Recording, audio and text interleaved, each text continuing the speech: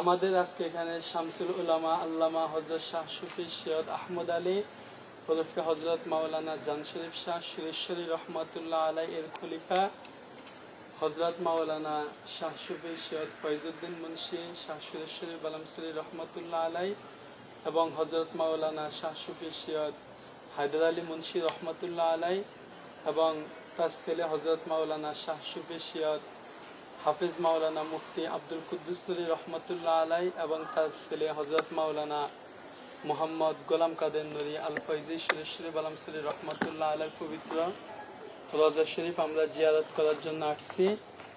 কারণ রওজা শরীফ জিয়ারত করার সুন্নত, এই উপলক্ষে আমরা আসছি। কারণ রওজা শরীফ জিয়ারত করলে আমরা জানি এই রওজা শরীফ থেকে তাৎপর্যপূর্ণ বরকত পাওয়া যায়।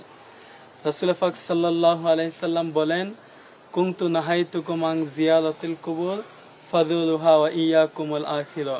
হে আমার সাহাবায়ে কেরাম, একদিন আমি তোমাদেরকে নিষেধ করেছিলাম তোমরা কবর শরীফ রওজা শরীফ জিয়ারত করো না। এখন থেকে আমি বলি, কুনতু নাহাইতুকুম আন জিয়ারাতিল কুবুর ফাযুরুহা ওয়া ইয়াকুমুল আখিরা। এই রওজা শরীফ, এই কবর শরীফ জিয়ারত করলে পরকালের কথা, আখিরাতের কথা মনে পড়ে। সেজন্য আমরা জিয়ারত করতে আসছি।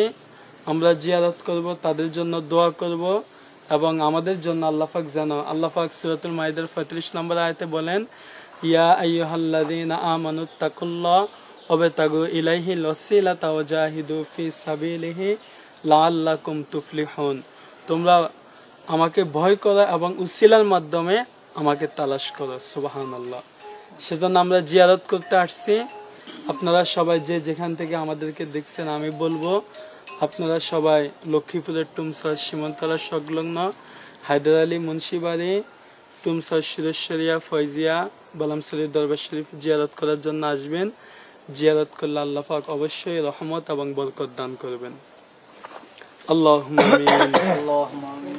আল্লাহুম্মা আনতাস সালাম ওয়া মিনকাস সালাম ওয়া ইলাইকা ইয়ারজিউস সালাম।